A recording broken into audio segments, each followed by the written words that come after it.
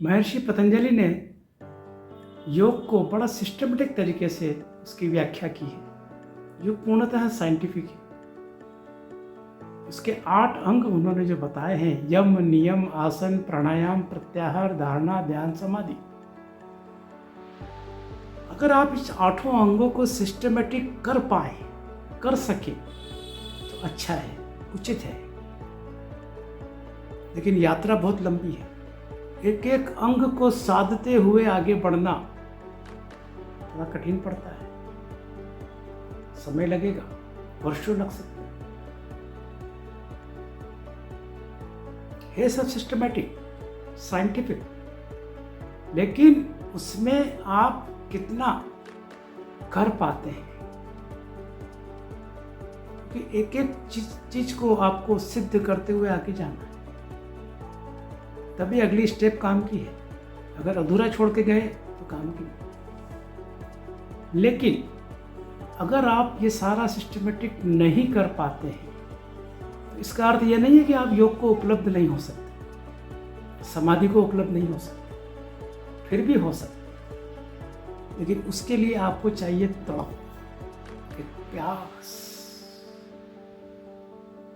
जिज्ञासा जानने की, मुमुक्षा। अगर वो है तो इन चीजों को बाईपास करते हुए भी डायरेक्ट छलांग लग सकती है। जैसे आप कहीं जाते हैं, बैलगाड़ी का भी उपयोग कर सकते हैं, पैदल भी जा सकते हैं, मोटर गाड़ी का उपयोग कर सकते हैं, ट्रेन का उपयोग कर सकते हैं, बस का उपयोग कर सकते हैं, और या फ्लाइट का। सभी साधनों से पहुंचना संभव है। वैसे ही योग में भी आप चाहें तो हवाई जहाज की यात्रा कर सकते हैं। सारी चीजों को बाईपास करते हुए डायरेक्ट छलांग लगाई जा सकती है। असंभव नहीं है, कई लोगों ने लगाई है।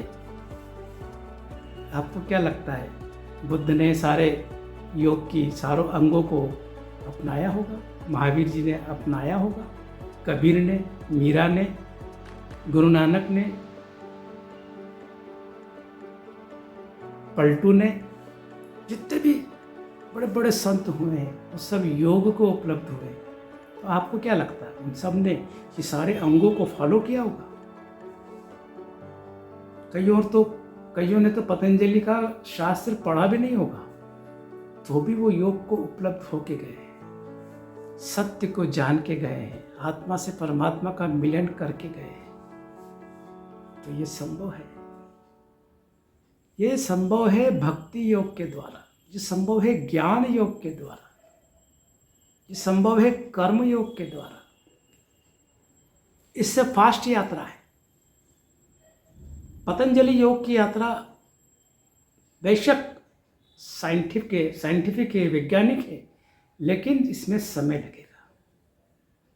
कितना लगेगा कहना बड़ा मुश्किल है, ये पर्सन टू पर्सन वेरी होगा। लेकिन अगर आप कर्मयोग से जाते हैं तो कुछ कम समय लगेगा, ज्ञान योग से जाते हैं तो और कम समय लगेगा, और अगर भक्ति योग से जाते हैं तो पूरी की पूरी एक जेट प्लेन की यात्रा हो जाएगी, तब भी पहुंचा जा सकता है। समझ लो कितनी संभावना परमात्मा ने आपको दी है। अब आपके ऊपर है कि आप कौन सा योग किस ढंग से करते हैं। आपकी प्यास आपको वो करवाएगी।